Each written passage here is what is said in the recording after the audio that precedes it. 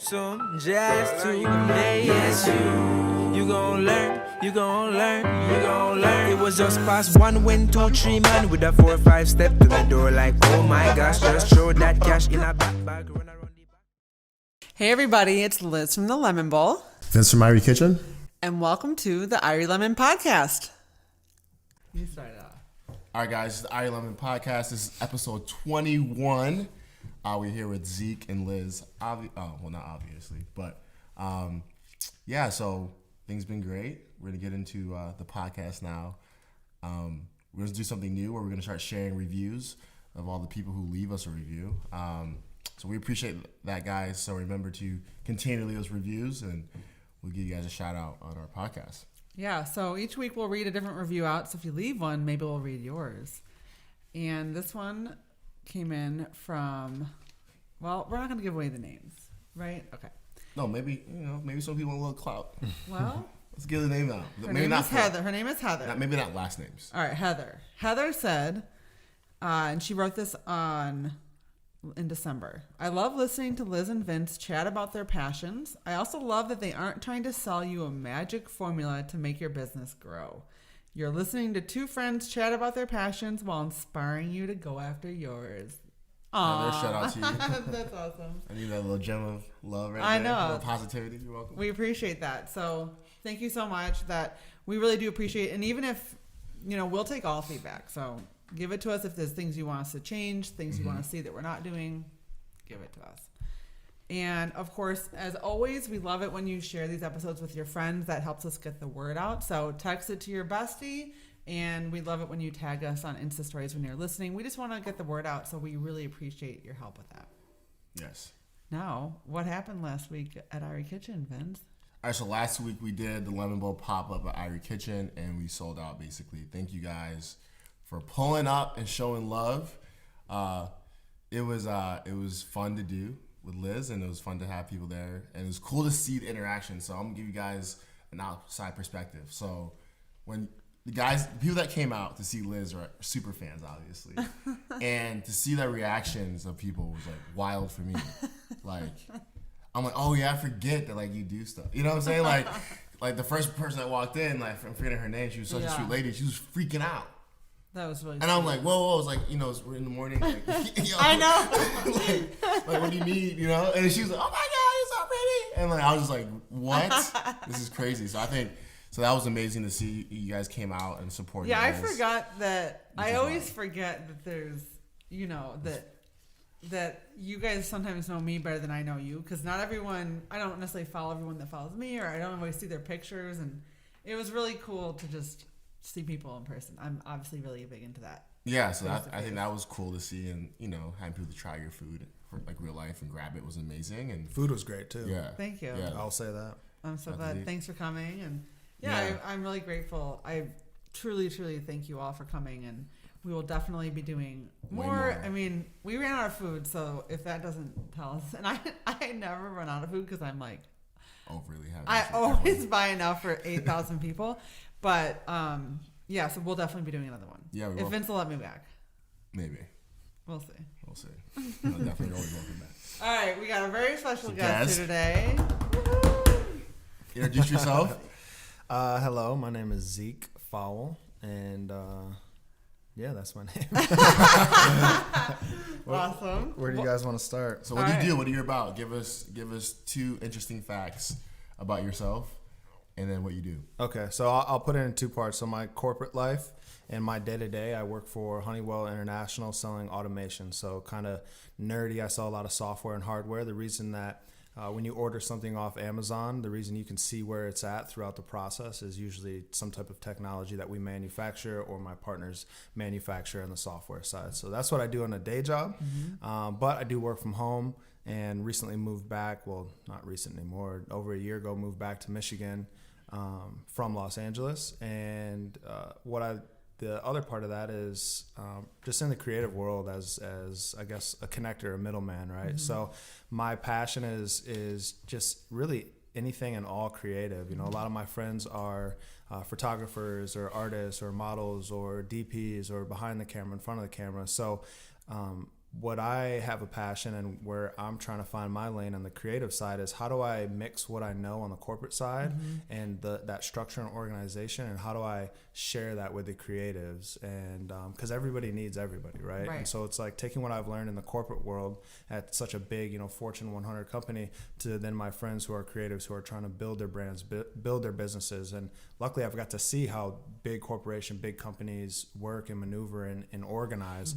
And so it's taking some of that and then bring it into the creative realm via events or whatever it may be. So kind of so smart. A utility, but I'm still figuring it out. But that would be the main two things I would say. All right, before you get to the next good part, I love that you said that you moved back here from LA, because I also lived in a big city.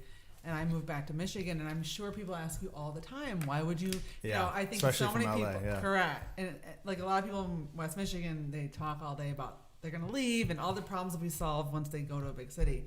And I know that that's not the case, and that obviously you chose to come back here. So a question I get all the time, I'm going to ask you, why did you move? Why did you choose to live in Michigan and leave LA? Yeah, so interesting. When I first took my job with Honeywell, I was up in Mount Pleasant, Michigan. And I took the job and moved down to Charlotte, North Carolina, where I spent 2 years.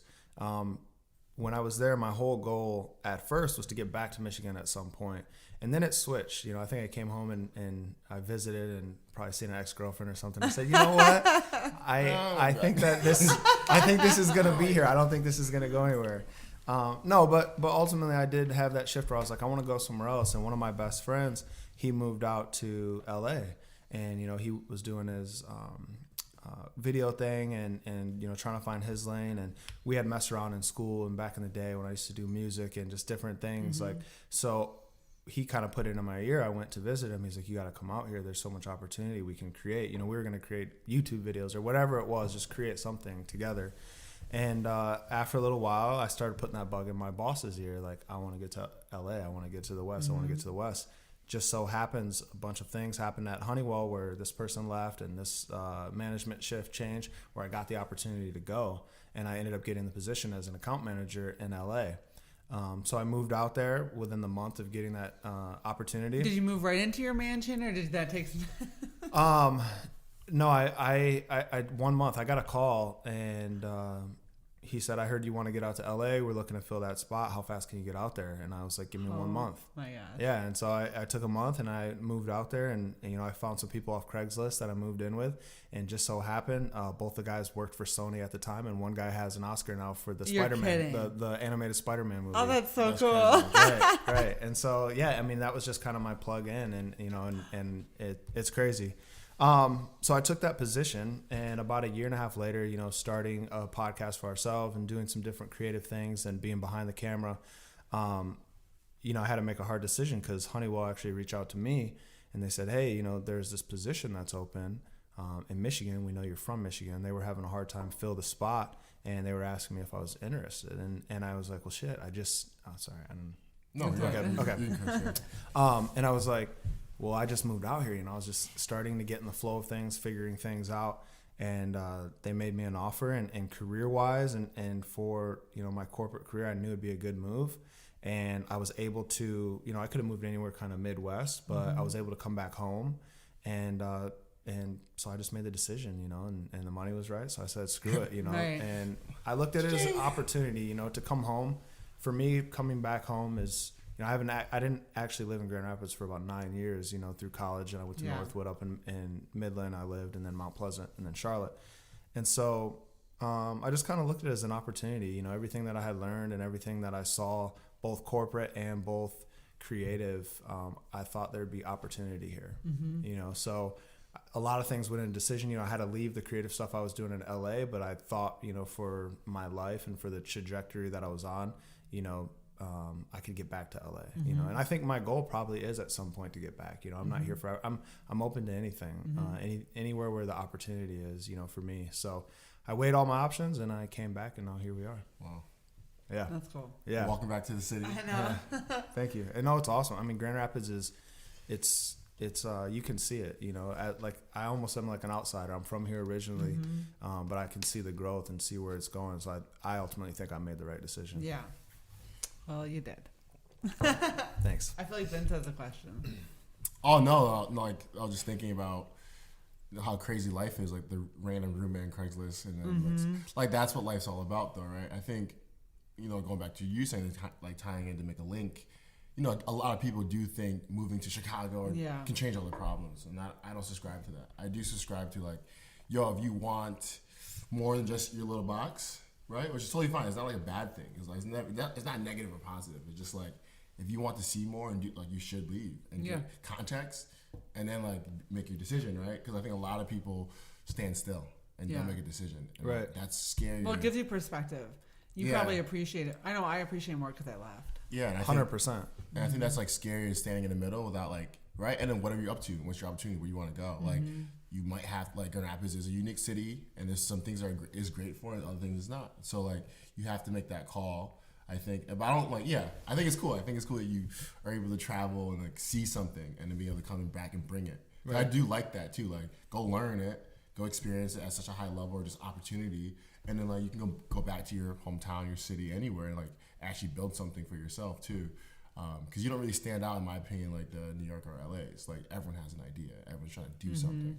So like 100%. You're not like, you think that your idea is gonna, like, you're just gonna go to Hollywood and someone's like, oh, yep, your idea is the one. Like, that's not gonna happen. Like, right. But being able to get in the rooms and meet people, like the roommate thing, like, well, shit, next time you might be on a Sony project. Right. That was your homie. Like, so you have to like go do those things. And I read the people you met in Boston, like, isn't she the CFO of Harvard? Like, that's cool. Like, all that's what life's all about, right? So, to that point and to your point, I think it's great to travel and just experience stuff, but don't think that moving to a different city is going to change your life unless you have a plan, or like, this, you have to allow grace. I feel like in your life, luck, right? Like, the shit you can do, you can control, and there's other things that like you just have to kind of just let be, right? And then maybe going to Chicago was the right move, maybe it wasn't. Life is long, right? So talk to us about what you're up to right now, because I have a bunch of questions about what you've created. So talk to us about Cultivate. Tell us what it is for those that aren't familiar, and then we'll ask some questions about it. All right. So Cultivate Grand Rapids, I started it last year. So when I moved back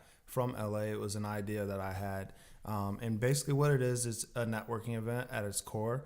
But it's a networking event tailored towards creatives, towards entrepreneurs, towards young professionals. I felt like that was something in the city that we didn't have. We have pockets of it, but at a larger scale. And basically, I'll just kind of give you the rundown on it. Don't give us the runaround. Give it to us straight. I'll give it to you straight. All right. So going back to what I was saying earlier about just what I've seen in the corporate life and on the creative side. In the corporate world, we do a lot of trade shows and a lot of conferences, and there's a lot of cool technology, and there's that structure to it.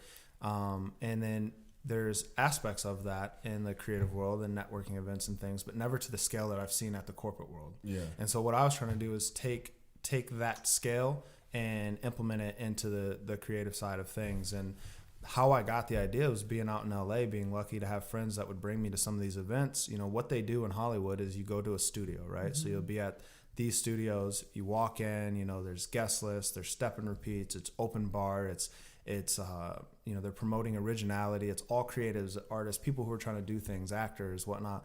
And they all come in and do their own thing. There's no dress code. Some people are in Versace, some people are in shorts and flip-flops, right? But you have a common theme of the vibe that they create, the music, the aesthetic. There's artists, there's things going on, and they're all networking, but they don't call it a networking event for creatives. It's just what you do out there. And on a point that you said earlier, in an LA or a New York or Chicago where there's so much talent in a small space, if you really think about it, you will not get anywhere without collaborating, without networking with your peers. Yeah. What happens in smaller markets, not just Grand Rapids, is that everyone feels sometimes like they're going after the same piece of the pie. So they don't talk as much. They don't communicate as much. So true. And that's not anything that's just Grand Rapids. That's just smaller markets, right? I never thought about it that way.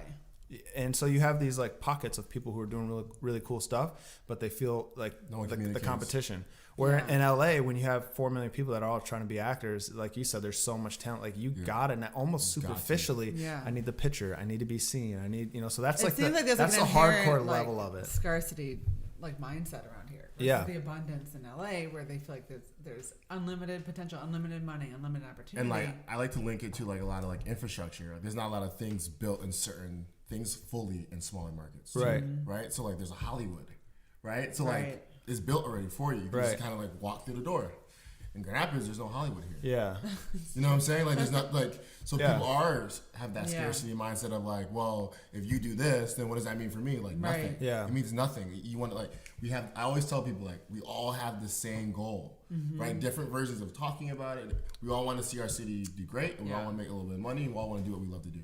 Like at our core, like we're not different. Right. So like in cool like smaller markets, what I see, they all care about that and they all work together to make it happen. Because like just because, and we talk about this a lot. Just because someone like does this doesn't mean you're not getting anything. Right.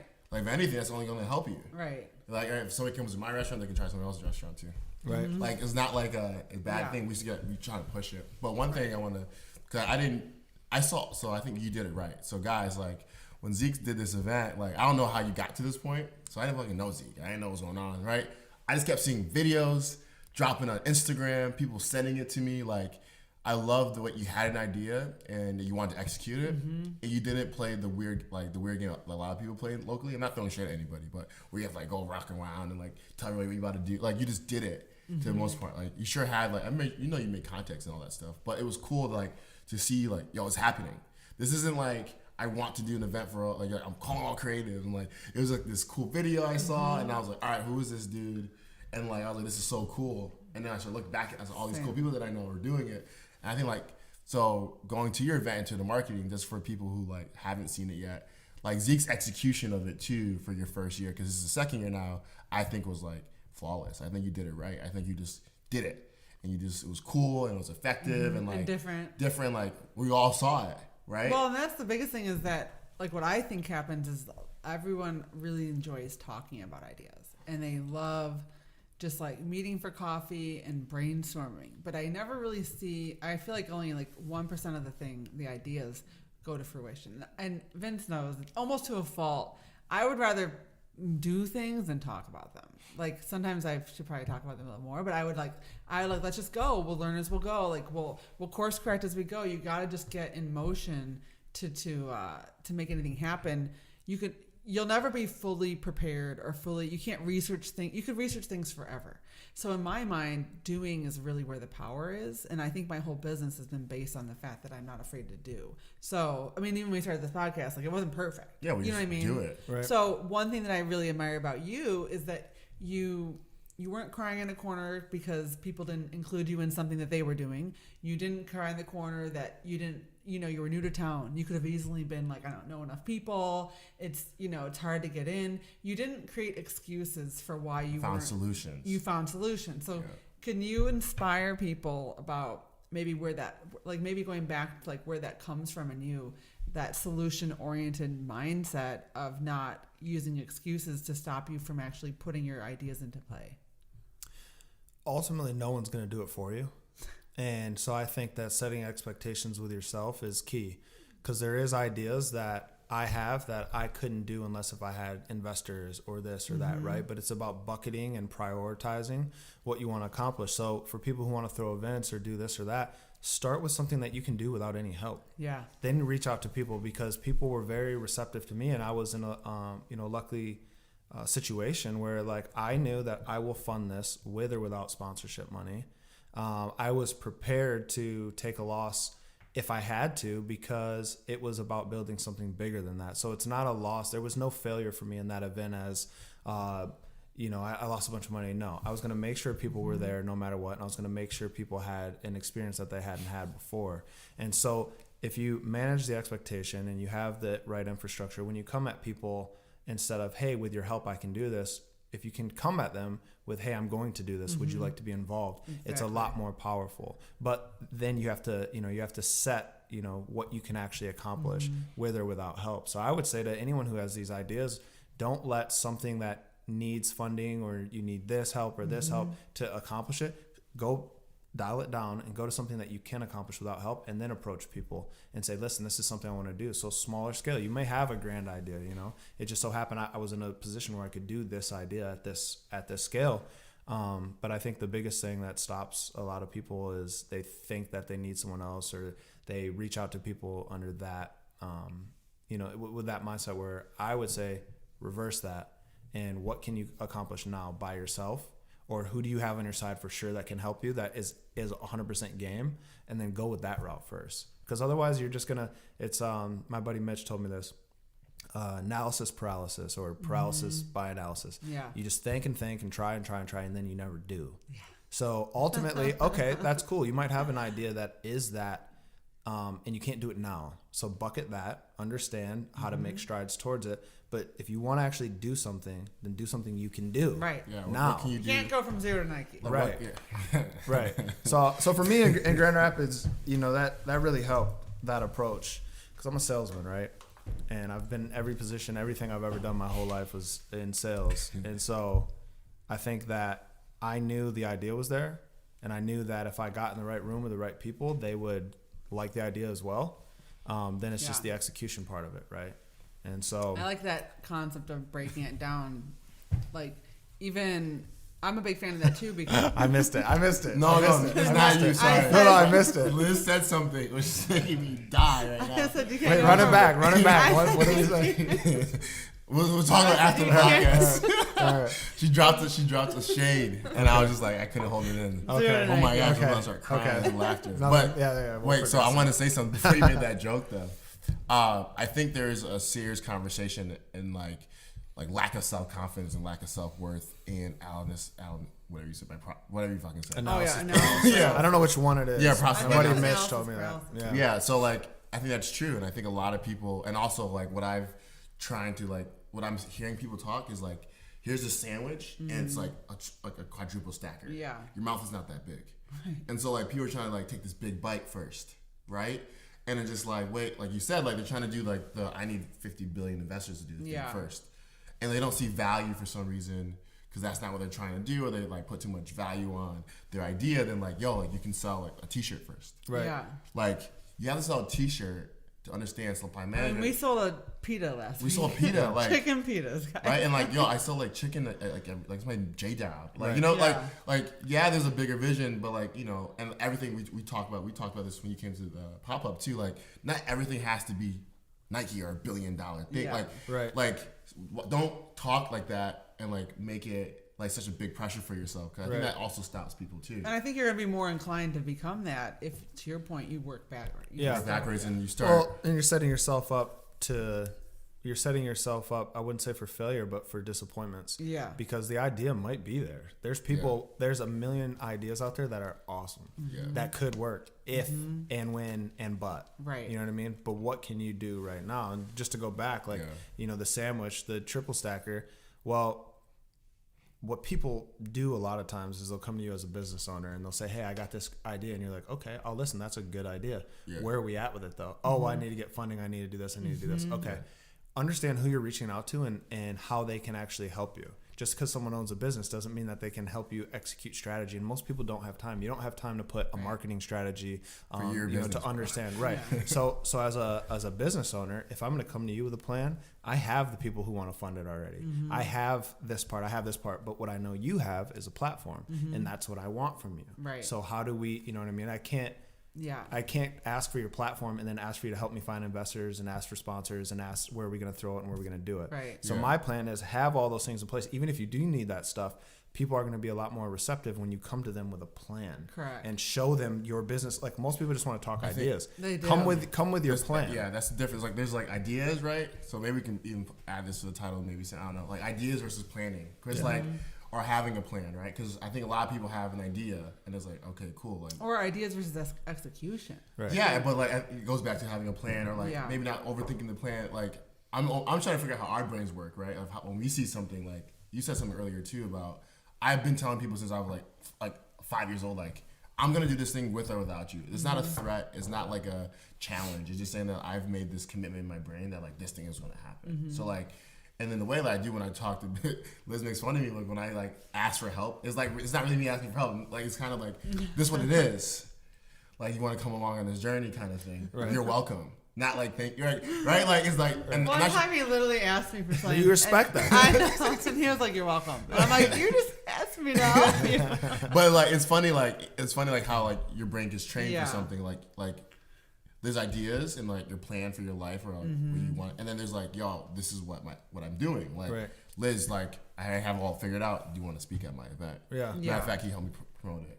And Liz, like obviously, like, she really can't. In a sense, guys, like the person you're trying to sell on can't really say no to it if you already kind of like thought and kind of gauge them right. Yeah. Because like when you're going to point that you need Liz to help you with the whole marketing plan, well, she doesn't have 14 hours a week to give that to you. Right. But she does have an hour or 2 hours of her time to come speak at your event. You have right. So yeah, and just to that point, when you're approaching people, you have to try to make it as simple as possible for them. Make it as simple and as easy for them to say yes. Right. So what are all the things I can do beforehand before I even bring this up to that person? That probably leads into your corporate sales side too, right? Like limiting all the excuses, all that. Yeah. So like when you bring like a piece of technology, you're like, I already know I know your business, I know what your struggles are for the most part at least. Yeah. So we can like save 15 minutes. Yeah. The negotiating side in my world is, at the very end when it comes to the money, right? And the pricing. Yeah. And that's it. Everything else is structured. I know what I'm selling. I know what solution I have. I know what my value add is, and I can say that to somebody with confidence that I know that I can do this for you, right?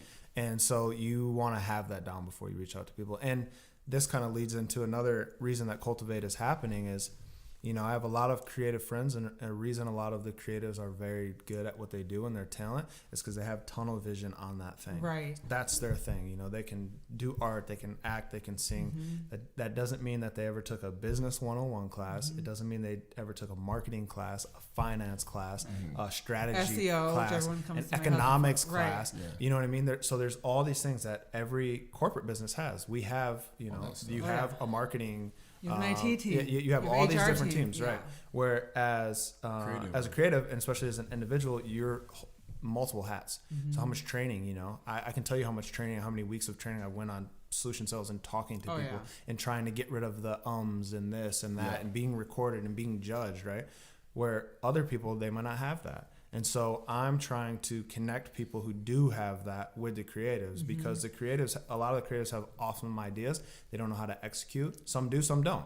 Yeah. Same on the business side. It can be the same way. But if you put these people in a room, this guy on the business side who has the structure and the organization can help this creative take it to the next level. Yeah. And so that's what Cultivate is all about is, networking. There's all different, phrases and quotes about networking, but the reality is like everybody's trying to make more money. Yeah. That's what it is, right? That's life. And so guess what? The more people you meet, the more opportunities you have. That's why networking is so powerful, or getting yourself out and putting yourself out there is so powerful because it's just like sales. For me, if you're an inside salesperson, the more phone calls you make, the more opportunity you have to get someone on the phone, the more opportunity you have for a meeting, more opportunity you have for sales. It's stats, it's numbers, and so it's the same strategy. So what tips do you have because I know a lot of creatives are super introverted. Yeah. And I know, like, I'm an extroverted salesperson, so I don't struggle with that. But a lot of people, I think, get intimidated by networking events because they'll get there and then they'll stick with their one friend the whole time and not exactly. Do you have any like networking tips for maybe an introverted person or someone that might feel intimidated to even have a conversation with someone that they might feel might be more accomplished than them, or they might be intimidated for whatever reason? Yeah. What tips do you have for people that the word networking alone is off-putting? Practice. Yeah. Like anything so else. True. Like anything else. How do you get stronger muscles? Work out more. Like it's like anything. Exactly, right? So you can go to the gym and you can work out. I'm stealing this from someone who just told me this. It's very basic though. You can go to the gym and it can work out hard for an hour, really hard and get your heart rate up there, or you can go for 3 hours and kind of work out. Which one would you rather do? Right. And which one are you going to get more, success and results from? That hour, right? So it's the same thing. Like, why go to a networking event and then just talk to one people or a person in your group and not move when you could go there and for 1 hour you could be talking to as many people as possible and it's high level, right? And so Yeah. Anyone who goes to a networking event wants to be there, right? And so now it's on you. You did the hard part. You got yourself in. No the one's room. gonna be mad that you came up to them. They're at a networking event. Exactly. And so it can see, but that's Such the a thing. good point, though. It's a networking event, and yeah, you're always gonna have your cliques and your groups and the people Yeah. who went with. Break into it. Yeah. Walk up, and it's. That would be scary if I was in a mall and didn't know this group of people and I wanted to go talk to them about my idea, which I do. I pass flyers out to people I don't know because I don't care. Yeah. But I get the scary side. If you're at a networking event or any type of event, that's that vibe and everyone's, like-minded, then just step outside of your bubble because you don't know. And it's just starting the conversation. Have a business card ready, start the conversation, and then see where it goes from there because you might connect with that person who loves what you're up to and has no shame and is great at sales. And guess what? Now a lot of that burden's off because you just made a partnership and a relationship where that person can do the heavy lifting as far as the extroverted part and you can keep doing what you're doing. So that should be your goal. Like, what are you trying to get from it? You know what I mean? I do think, you're part of what your solution with Cultivate is that, right? Like, it's different than other networking events if you're a creative or a business person. Like, there's a lot of business people like, yo, I can make money. I don't have the talent to like sell anything. Right. They need that person that like, yo, this person can sing. Right. I'm be their manager. Or this person's a great photo taker. I'm gonna build a company and they have friends that can do great videos. So I think the difference between a lot of other networking events that I've probably been to, what you're suggesting is that it is that weird kind of thing. Like, you come with your crew, you might come with like one person, and it's like, well, who do I talk to and stuff like that. I think the beauty in Cultivate is like you can actually, we're limiting all that, and you're saying, like, meet your business guy or your girl that's gonna help you do that, right? Because like you should practice and then tell your story and how to be able to do that. Don't ever lose that skill. But you might run into the person like a Vince or like a Zeke who's like, oh, I think you're dope. I think I know people that will like your stuff. Like, let me connect you. Let's work together or something. I think that's the beauty of your event. Like, you're kind of limiting all that weird, like, name taggy, all that weird. I'm not saying you're not gonna have name tags. Right. I'm just saying like that weird, like, oh, here's my 30-second pitch. Here's my card. Nice to meet you, Sam. Right? It's like, no, like, yeah, I make cool stuff. Here's an open bar. Let's talk. Let's connect somewhere. Like, hey, like, what do you do? Like, oh, I'm more on the business side of things. Like, hey, like, and then it's more natural. So I think also that can help a lot of creatives. And then I'll give the perspective for a business guy. Like, for creatives, I think it's like being open enough to and being vulnerable enough to share your talent. Like, it's okay that like you're a nerd about this thing, and like people will find it interesting because like that makes you unique, right? Like, you really care about photo and video, like tell your story, like, and share that passion. That's what's gonna make a business person like buy into you. Because like we like that kind of like what makes you unique because that's how they're gonna sell you. Yep. If you kind of like are quiet, and I'm not saying you should like I'm introverted in some senses too. I can be by myself, but I also have tendency to be able to talk. I do think you're more introverted, like, do the one-on-one then. Like, you're not speaking in front of 30 people or 40 people. Like, be like, you see that person you want to talk to, like, go talk to them, like, share your passion, get people to have buy-in. And if that's for business people, like, try to be more open and not as like cool guy or cool girl. Cause I think a lot of creatives run into business people like, oh, they're intimidated, they're so confident, and I think that's our natural being, is just being that way. So try to be more open and want to listen to people's ideas all the way and actually listen to them versus in like in an answer. Like, try to get what they're trying to say and see you can actually help and bring them value and not try to make a quick buck. And I think that's how you make an authentic relationship, collaboration with somebody. And like, I think at a Cultivate is the perfect stage for that. Cause you kind of like DJs and all the cool people and people are speaking. It's not like your typical, we're in a restaurant and there's 50 local business people and I have to like show everybody that. It's more of a soft sell, which is so much easier than like a hard sell where you're not at a long conference table with the PowerPoint. Right. A Or the bunch of people speed in suits. dating Right. type Yeah, things, it's like authentic is It's real. more about building relationships. And I think that's, from my sales background, that's my biggest tip, is just to your point, just build relationships. Don't be focused on selling. Like, the secret is like what's that quote? It's like, not what you know, is like who you know. Yeah. That's so real. Yeah, like 100%. I'm never negating the fact that you have to be good.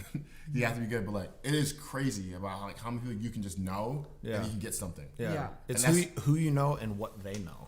Right. That's deep. You know I what I agree mean? with that. Yeah. I've never said that before, but it made sense in my head. I'm It not- might Sam, not clip on that. camera. Sam, clip that. It might not. It is true. No, I wanted two great points that you made.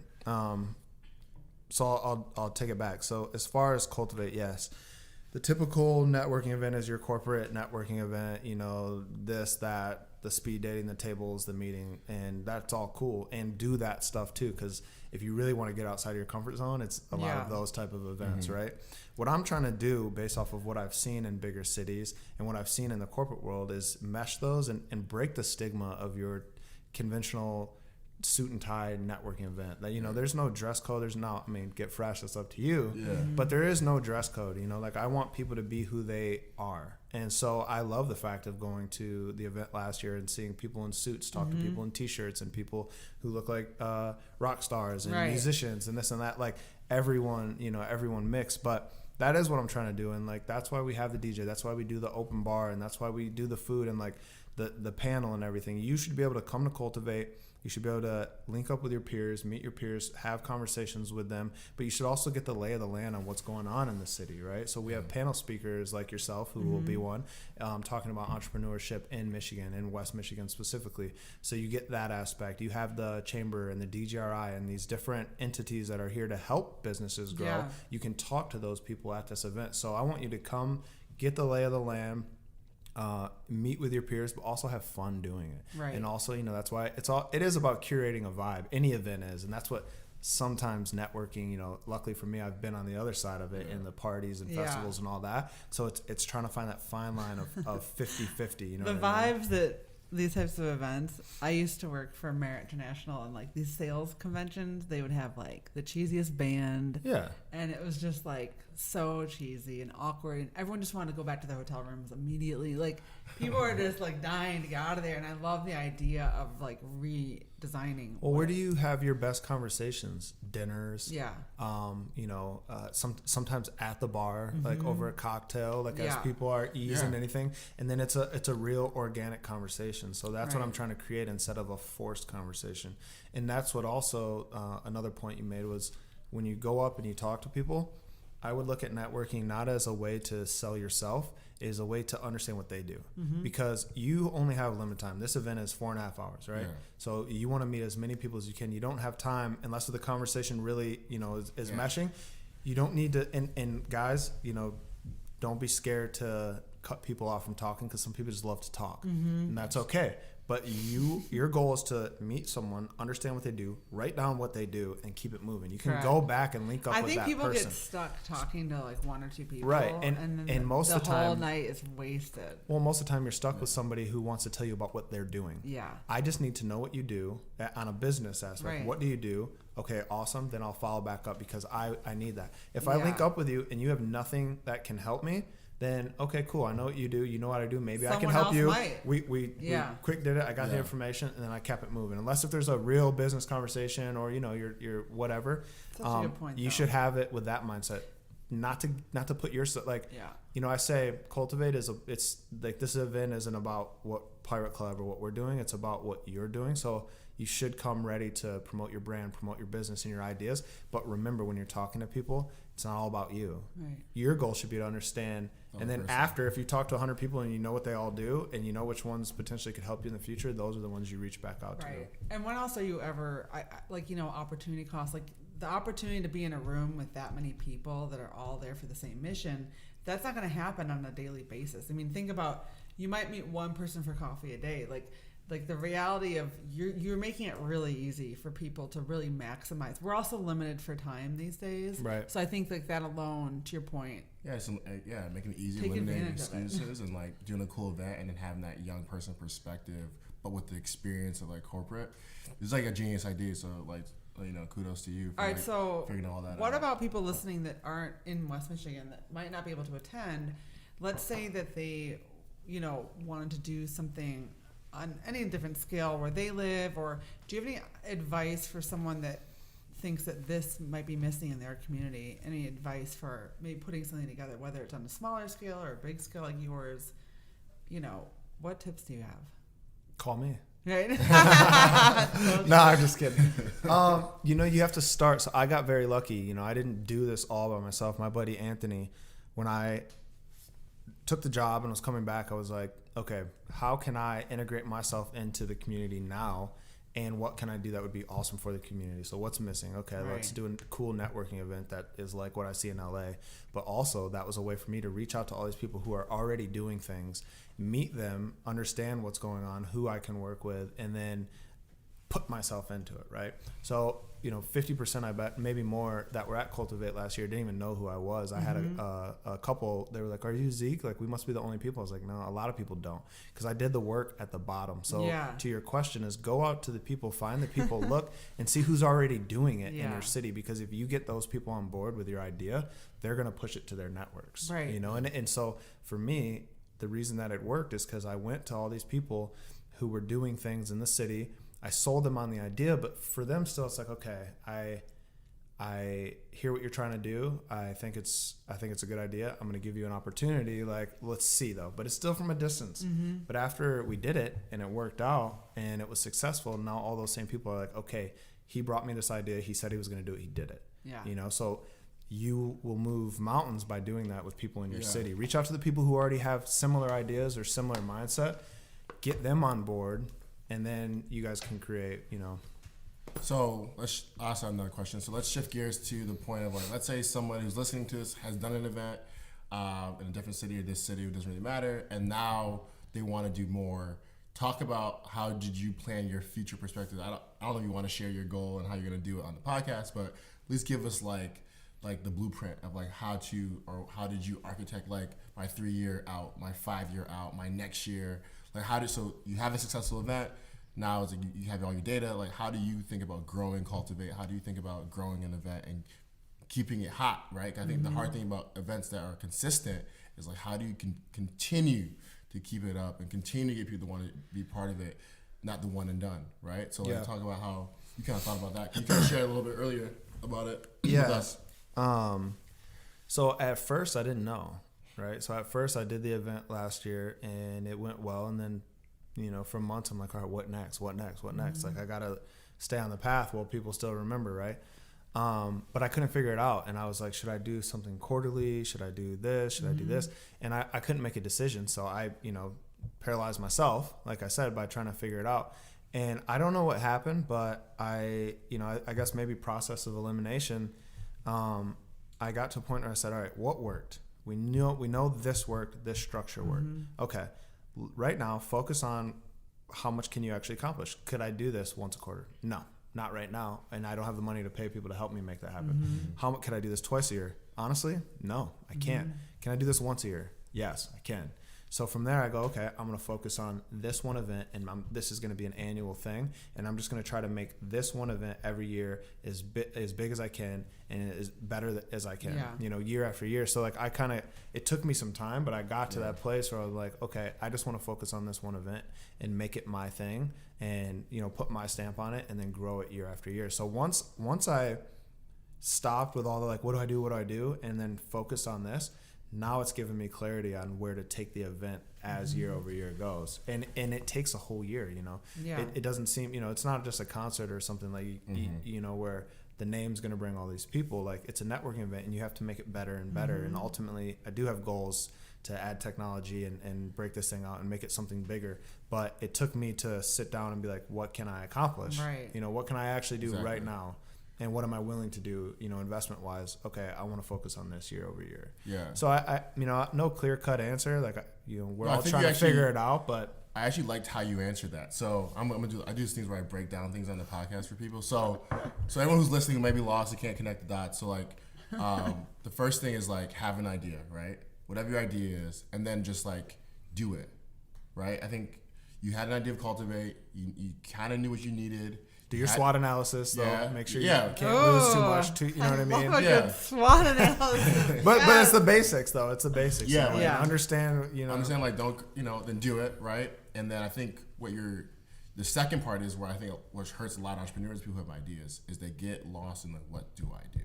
And I think you've found clarity, and like you said, so guys paying attention is like, okay, what worked, right? It's kind of again that reverse engineering and like planning your steps. Like, well, this worked. Right, and so you start focusing on things that are working versus things that aren't working. I think our brains as humans, or a lot of people who are not trained for it, focus on like what's not working.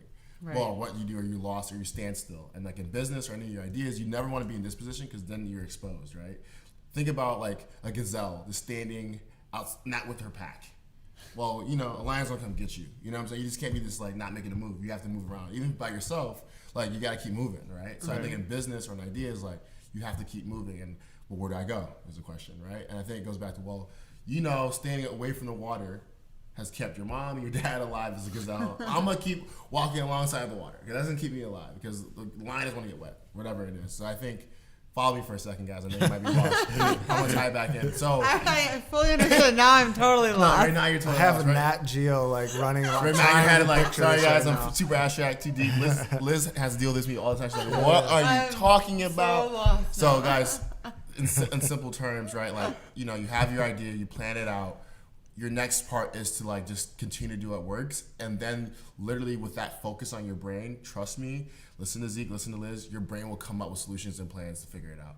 I think a lot of times we're like, you have some things like, what do I do? How am I gonna make it? Like, Yeah. No, where are you going? So right? basically, you're telling to believe in yourself. You know, not only believe in yourself, yes, you have to believe in yourself deeply and like love yourself, all that kind of stuff. But No, also I mean like trust the idea. trust like, the idea, right? And then like find what works and there's patterns, right? And like when you focus on that, then the bigger picture will like develop in your brain, and literally, naturally, I don't think people like, sometimes we try to plan too much. Your brain will literally come up with a plan. Right. Legitly, it will.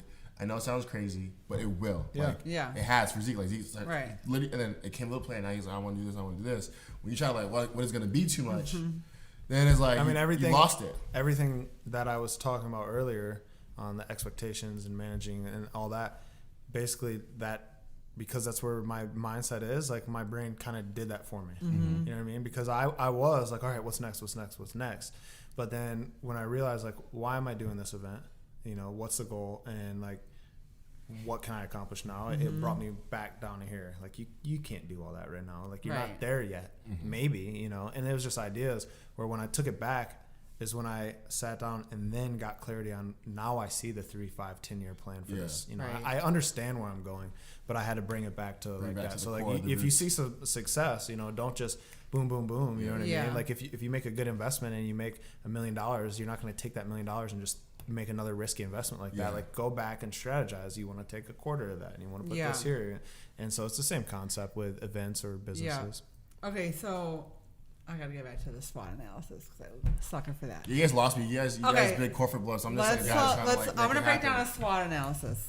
So it stands for strengths, weaknesses, opportunities, and threats. So Yes. let's say you're opening a new Okay. restaurant. Sorry, You want to look at your main competitors. So like when I opened the JW Marriott, I literally had to go to like Flex. I had to go to like the 5 hotels and look at their strengths, their weaknesses, what opportunities we have against them, and like what threats. So it's a good way to make a decision, obviously. So how did you do that in terms like with an event? Well, You know, hotels is super easy. I can just go to the 4 other hotels that are similar. So there aren't 4 other Cultivates in town. So how did you do that? right. So I guess for Cultivate, if we broke it down, it was kind of for myself and for the event, right? So my strengths with that event is I knew that so one of the strengths is like I knew I had the funding to make it happen, right? Right. So first thing, I can make this happen. Second thing is I had the confidence in my ability to make that event happen. Like I know how to throw an event. I'm confident. I didn't ask anyone how I should do this or how I should do this. This is what I want. I want panel. I want DJ. I want pianist first. I want the vibe to switch. Boom, boom, boom, boom. These are things that I know. So because of that, that's where my strengths lie, right? Right. My weaknesses are, you know, maybe my connections in the city. I'm not as connected as a lot of people. So a lot of people already have these sponsors or they do these connections that I don't have. I have to build, right? Or a lot of people may have clout in the city already and have that following. So I know that I don't, that would be a weakness for me. But an opportunity is to, you know, get some of that. So like I saw an opportunity that this event is not here and no one's approaching it this way. So there's different things there. Right. And then as far as threats, for me, you know, threats in this space, I guess there really isn't any. the threats, I guess, would be, well, It's they a low, were very higher low. level, right? So, yeah, so like the threats for an event, for any event, or what else are going on that day. Yeah, I see Who what else you're has a saying. similar idea that can get this out before you? Right. The competitive side of things would be Yeah. threats. But for me, a threat maybe for someone else is that they need that. If they don't get the funding, they can't make this happen, right? Right. But I mean, that's like, I don't know how old SWOT analysis or who came up with it, Yeah. but I mean, it's the basic things that any business or anything that you do, you should apply that to So- understand the lay of the land. So for you two, maybe you guys can both share perspective. So playing devil's advocate, maybe for the creators or people who don't think in SWOT analysis, or like might not know what their weaknesses are, or might not know how to identify a threat or an opportunity, or like maybe they might know what they're good at. Maybe like how do you get to that point? How do you understand that? How do you get to the point where you can work the SWOT analysis? 'Cause I think a lot of people, like you kind of mentioned too, is like, and this is ran into, I ran into, like they don't even know any of that. They don't even know like what their strengths are, right? Like, so what are your strengths? And like there's like a blank. So like what are like some like tips and strategies you guys can give the people about finding your strengths, finding your weaknesses, finding opportunity to find your threats? Like how do you do it? How do you guys figure that out? So the first part, I guess, I got lucky. I went to business school, and then the corporate world. So it all kind of ties in. I think educating yourself as best as you can. If you are creative, if you have an idea or you do anything, you are your own business. You have to sell. You have to have sales. You have to sell yourself. You have to do the marketing. You have to do all these things. So if you look at yourself as a business, well, you probably should learn a little bit about business, right? Mm-hmm. There's a lot out there that, I bet if you started typing business 101, business strategy, SWOT analysis, all these like key things are going to come up. So a hobby is not a business. Yeah, look and at yourself that I think a lot way. of creatives do treat their create whatever their thing is like Yeah. a hobby. I think that's the first mistake, is not necessarily treating what you do like a business. You're treating it like a hobby. Right. Anyone that does work for free, then that's a hobby. That's not a business. Right. And there's so many creatives doing free work, and that's completely Unless fine. there's a plan, a strategic plan behind Right. why you're working this one for free, because you're going Right. to get it paid back in dividends from this person. I'm going to do this job for you.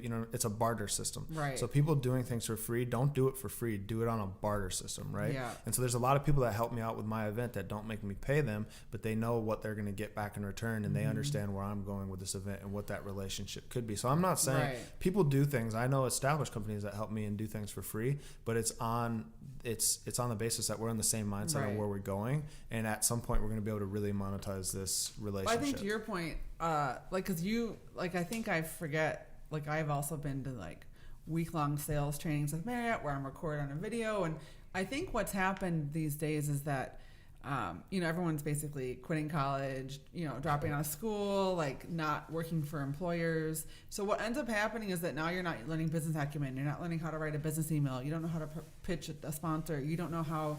You've never had any formal training from people that are more experienced than you. You're like meeting with your homies for coffee. You're not going to necessarily gain those same skills that you actually need, such as sales, networking, et cetera, et cetera. So I think how you go about it is up to you, but like maybe that's something you barter, is that you offer videography for a company that can teach you sales training, whatever it might be.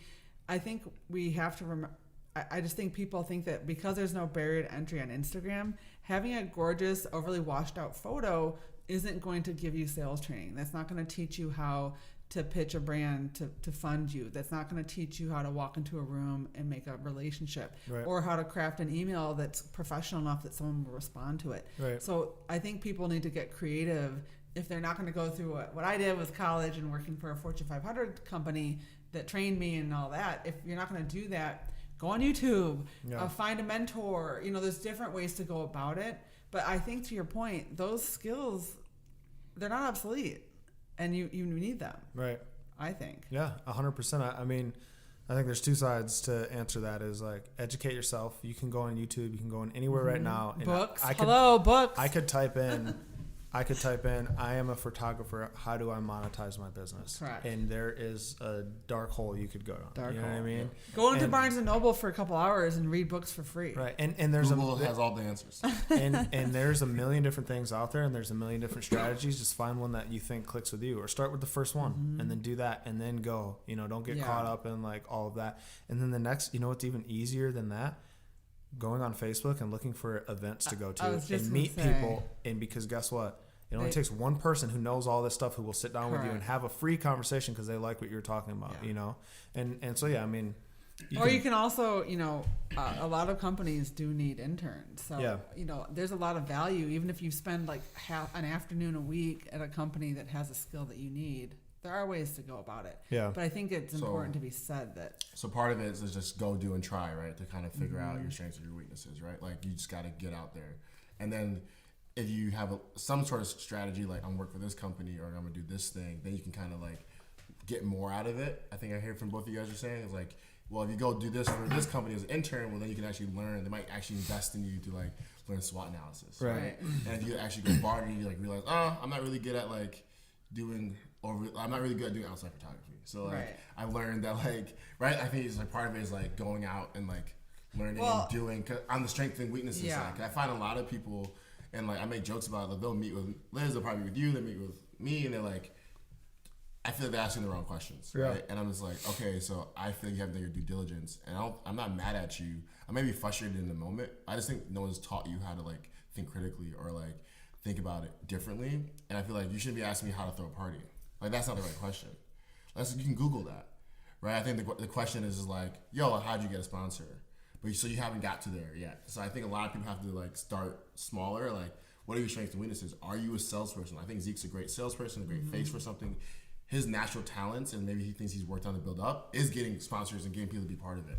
If you're like a designer and you're great at that, your skill is making it look beautiful. You don't really have that salesmanship, so you have to figure out how to like tailor it to you. And so I think a lot of the work when I'm hearing with SWOT analysis and all that stuff is like understand like how to like, I don't know how to do it, but learning about yourself more about like what you're good at, what you're not good at, to be able to like help you. My point is to help you like sell your event or get whatever you're trying to get done to is like, I heard a SWOT analysis and I'm like, well, there's a lot of people that don't know their strengths, weaknesses. Right. They don't think Well, that and way. usually it's not, when I do it, it was never about me. It was about my competitors. Yeah. So I think there's Or different company ways. or- yeah. It's more about like this making, if you're creating a business, like I could look at the 5 food blogs I compete with. Yeah. And I'm not really looking at my strength, but you want to look at what their strengths and weaknesses and opportunities are. Yeah. But I think what's great about Cultivate is you're literally creating an opportunity for people to fill in their gaps with other like-minded entrepreneurs and business owners, and not everyone's good at everything, Right. and we all have, And that's okay. right? Yeah. That's okay. And guess what? It's you totally can get okay. better, and you can learn, and Yes. you can acquire these Always skills. be learning. And I don't kind of an off point to this though, but business, words quoted by the great Drake: business is strictly financial. Do not take things personal. In business. And I got to that because I've reached out to people who are hard as hell to get a hold of, and never get a hold of them, and I want to work with them, and I might take it a little personal. Yeah. Don't take it personal. Reach out to the next person.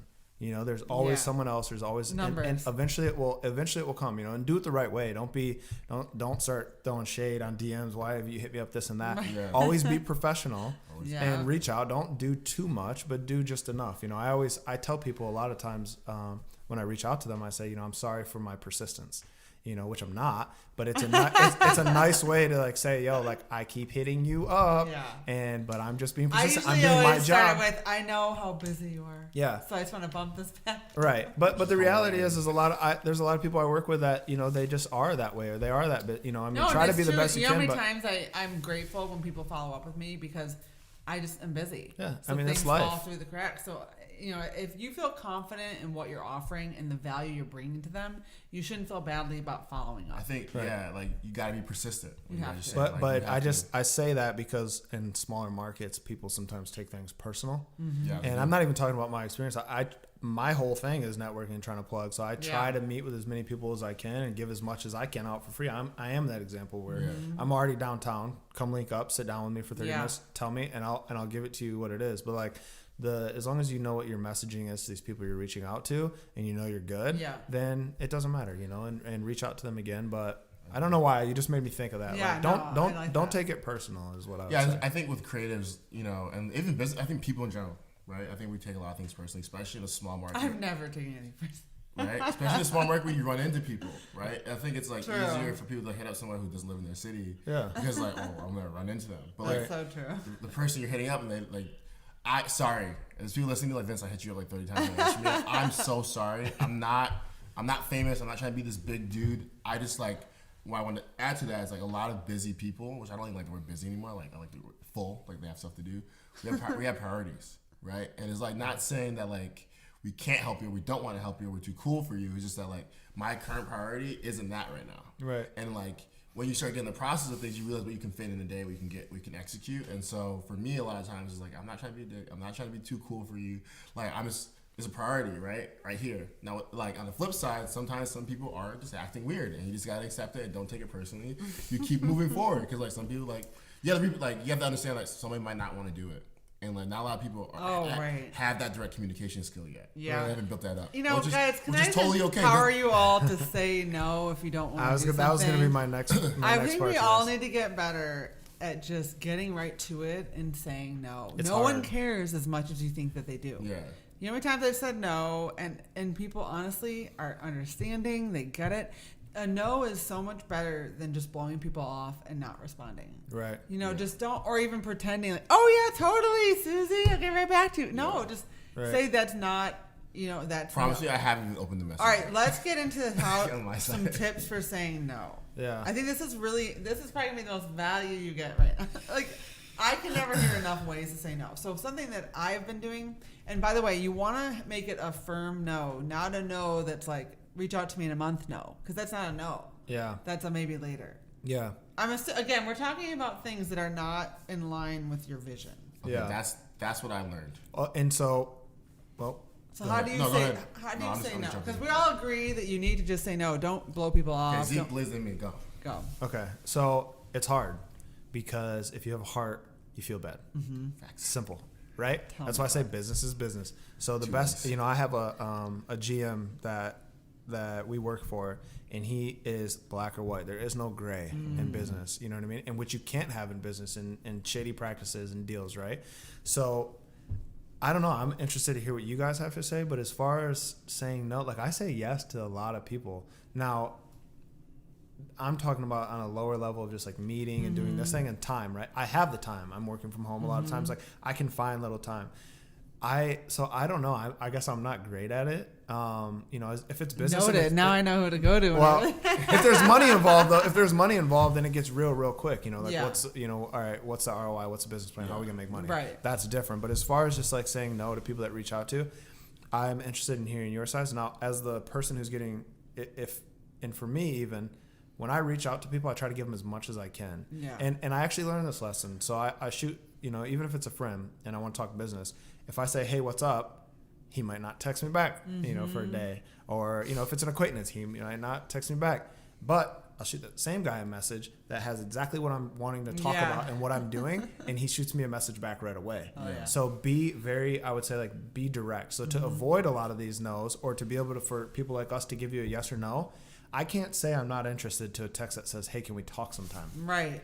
But I can say, hey, I don't have time, or I don't have blah, blah, blah for this. This sounds cool. Yeah. But guess what? I might know somebody, or this isn't my field, but let me plug you up with this person and see if they know. So, like, as someone. Be specific about your ask. Yeah. So whoever you're reaching out to, tell them why you're reaching out to them and how and what you want to accomplish from that in a freaking long paragraph, because I'm way faster to respond to that. Because guess what? I feel way worse not responding to that when you were vulnerable and put yourself out than just saying, hey, can we talk sometime? Totally. Yeah. So that's great advice. And when people do meet me, assuming it's someone that does want like advice on becoming a blogger or being an influencer, I usually have them like come up with their like 8 to 10 questions ahead of time, just so we do maximize. So I think there's nothing wrong with it's to help them to I would say, I mean, I guess for me, I just typically explain that right now I don't have the bandwidth. I'll often either utilize like that I'm starting a new business with Irie Lemon, or the fact that I've in order to maintain a work-life balance with little kids. You know, I want to cook dinner. You know, what I come up with just kind of a quick way of explaining that I don't currently have the bandwidth to do that project, but I wish you all the best. But I do just think that it's good to let them know you are not able to help them or it's not a good fit. I'm talking about when it's like a specific, not necessarily meeting for coffee, but like when they have told me the specifics, but I don't want to do it. Right. It's not in line. I get asked to speak a lot or do cooking classes or a lot of different things that I just wouldn't have the time to do. I wouldn't be able to service my clients. So being a company of one, I have to just let them know. But I think it's just nice to let them know to tell them no versus not replying. Right. Because I think we've gotten real comfortable not replying. Yeah, so I want to give two perspectives. And I think what you guys said will actually helps me form my full opinion on this. So first off, I'm the worst at saying no. Like, I say yes to everyone and anyone, like, all the time. Like, and the things that I get myself into, you ever been out with me? Like, if I don't, a lot of times I run and get lit so I can't talk to anybody. Because, like, if I don't do that, like, people are trying to give me their next $1 billion idea and what I think about it. And I'm like, why do you care what I think like, about bro, it? I'm still trying to start my shit. Yeah, right. So I don't know, one other day, and dude really just want to really let me know what he was up to. So, I'm like, all right, dude, cool. So, I think what I've learned... You're the hype man, Vince. Yeah, I think I just maybe I'm too low. Like, yeah, you can do it. Yeah, but like, that's what they want. So I'll give the first perspective. So I didn't ask anybody for anything ever, right? And like, so as I started going up, and people started asking me questions, I was like, I feel like this weird need to like give people like value because no one helped me. Like I ain't talked to anybody about anything, like ever. Like no one does business. Like there's no one in my life, so like, I had to just kind of just do it. So I feel like a need or like a pressure, like, oh, if this person asked me a question, I want to help them because like I had questions, but I didn't know I could ask, or I just had to figure it out myself. So I think I feel that pressure. But what I've learned, so if you're in the period where like you're busy, you're trying to do something, you don't know how to say no, look at your time and how much is spent on those things, and then the people that executed. So for me, like, you have to know your pressure points and your priorities, and like what helps you make the black and white decisions. For me, is my time. So like, if I spend an hour with you, and like we like literally, you know how I am with meetings. I'm efficient. I'm trying to like help you as much as I can fit in that hour. I'm trying to fit in that hour as much as possible. And so if I help you and like I don't see you execute 6-8 months later, now I'm pissed off. It's my button. I'm sorry, but like for me, it's like, oh, you just wasted my hour. And so when you start putting priorities on yourself and your time, and know what that hour is worth for you. It's $2,000, $5,000, $10,000, whatever it is. You're like, I just lost $2,000 with that person of value, and they didn't execute. So I think part of it is like helping, like I think the 10 question thing is great. I think like vetting people is great. I think, can we talk on text? Can we do a FaceTime? Can we do a 10-minute call? Like any way you can hack it. Email like quicker. Or maybe you just focus your energy on people that have proven that they will take your, and so that aren't just messing around. So I think the first is like giving that list, and the second thing is like who is already like on their way, right? Because like they've already done the hard work. Like if Zeke was like, yo Vince, I want to talk to you about this, I'll take the 4 hours out because he's already doing it. Like he's really need anything from me. He probably just wants to like joust a little bit, like as business people sharpen your talent, sharpen what you're good at, versus someone who like hasn't started anything yet, and then like. And like I'm not trying to be mean or anything. Like people that hit me up is like, you haven't started anything yet. So the reason I probably haven't answered like deep down is like I don't think you really want to do that thing, because I really wanted to do it. You really want to do it. You like we just kind of just started doing it, and then like it's good to ask questions or reach out. Like that's why if you make them create the questions ahead of time. I think that's I like that. Yeah, because here's the deal. The thing hack. that's so good about that is that. It's not because I'm trying to call their bluff. It's because I want to make sure, for one, I can prepare. So I can read their questions ahead of time and formulate answers. Yeah. Because, again, I don't have 4 hours. I've got 2 little kids. Like, right now, they're going to walk in. Like, my day is packed. So I don't have a ton of time. So by getting those questions ahead of time, at night I can be in bed just kind of thinking through the most powerful responses. Them, Secondly, it weeds out the people that are just looking to chit-chat. Because... You know what happens is 9 out of 10 times they don't write back. I never hear from them again. Right. But this way I've not said no to them. Right. But the serious people that do say yes, like shout out to Jenny with the Good Eats. Years ago she reached out to me and I asked her the questions ahead of time, and guess what? We had a 30-minute phone call. She milked it for all it was worth. We answered all those questions, plus had time for a few more. And then that way she actually got something really powerful out of it. Yeah. And this way it solves your problem of not, and again, you can't look at someone like and decide from an email if they're going to be serious or not. Yeah. By asking them to give you 8 to 10 questions ahead of time. And I think it's a win-win because I'm not being like pretentious. I want to be helpful to you. So I think, I agree with that. So on both sides, I think if you're the person who's getting this influx of people want to meet with you, have that good read on people and good read on yourself, and like it's not bad for you to say no. Actually, it's actually more benefit for you. You're not the bad guy or the bad girl in that situation. I think I had to learn that. I thought me saying no to this person was me being a dick, and I didn't want to be a dick, and I was like, I want to be nice, and I want to. But then I wasn't being nice to me and my other priorities and other things I have to handle, because like my 2 hours gone. If you're stretched too thin, now this needs this, I didn't answer because I'm like with somebody who has nothing. Like, like that's not fair to somebody. Like that's so you got to put things in perspective. Understand your priorities. No, I'm not calling you out for ditching our meeting this morning. Yeah, sorry. You know, it is what it is. I'm not perfect. Well, once you get the relationship to a certain point, right? Exactly. So things can happen, and like you drop the ball a little bit, and like I think this like saying no has been my. To this day, Liz knows. Like, how many businesses have I done and got into since you know me? Like, oh, I'm gonna do this cleaning company. Yeah, it's just like you gotta say no. So for me, it's like I'm learning how to like say no, but I also learning how to like get through to that no faster. Like, and I think it's just learning yourself, understanding yourself, and it's okay if you say no. And if you're hitting somebody up and they hit you with the 8-10 questions, don't get in your feelings. Right. Not being a dick. They're not trying to kick you out. They're trying to like help you, and like they're trying to help them. At the same sometimes time. forcing yourself to write those questions does force you to think things through. Right. Yeah. I can't, like the amount of time. As soon as you said that, I'm like, the amount of time I'm gonna save. I was like, yo, can you just tell me what you want to talk about? 8 to 10, but doing it in a way that's like 8 to 10 questions. Like it's a way to like package that up. Yeah. All right, so we're getting a little over the time, but I want to make sure where can people. That's a great thing. I know. I want to make sure that we have time for you to tell people where they can learn more about Cultivate, because tickets, I believe, are on sale now that this is airing. Correct? Tickets are on sale right now. So they're going Where can we get these tickets? On Eventbrite. So the main page is on the Facebook page. It's just second annual Cultivate Grand Rapids. That's going live today. So when this airs, it will be out. And we'll link to this in the show notes also. Yep. And then there'll be tickets on Eventbrite, second annual Cultivate. So tickets will go on sale, or tickets just went on sale this past weekend. Okay. Tickets are $45. And we have panel speakers, we have guest performers, we have DJs, and we have all open types. Bar. I mean, that alone, we such have a an value. Open bar. So this is a 21 and up event featuring Tito's and St. Julian.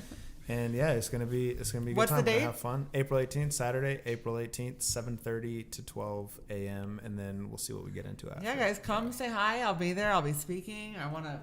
Come say hello if you heard this episode. That'd be really cool. I'm all about meeting people in person. So no, this is perfect. I'm definitely gonna push this, towards just the promotion of it, because everything we're talking about right now is like the reality of networking and trying to meet new people. So where can people connect with you online?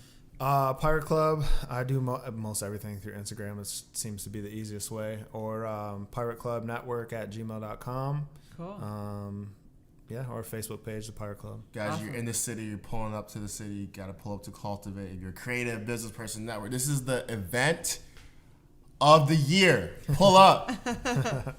Say what's up to Liz, say what's up to myself. We're about to get rowdy, we're about to have fun, we're about to network, we're about to just enjoy ourselves. And my friends Tito's, aren't they sponsoring? Yeah, Tito's is sponsoring, so you already know it's going to be a good time. Featuring, and then we have good vibes and music for sure. And like, guys, please. Link is in our podcast link, whatever. I don't know the right terminology. Click on the link. Buy the link in the bio. Right? It's only swipe up. Swipe up. It's only $45. That's a crazy deal. That's a crazy deal. So please pull up. Cool. Show up. Sweet. All right. Any final closing thoughts for us? Nope. That's it. I appreciate the time, and thanks for dropping them gems on the people. We gotta come back after. Yeah, exactly. And talk about. And what we should do is like break it down for real, like pros, cons, and like let people see like how we do the SWOT after. You know Done. what I mean? I actually like that. I'm down with that. Actually pretty smart. And I would actually like to get your inputs on what we could have done better, could have done, and give that to the people. This will be so helpful, because I think after events it's important to do those kind of things. Yeah. What's the recap? So cool, guys. Episode 21. Thank you.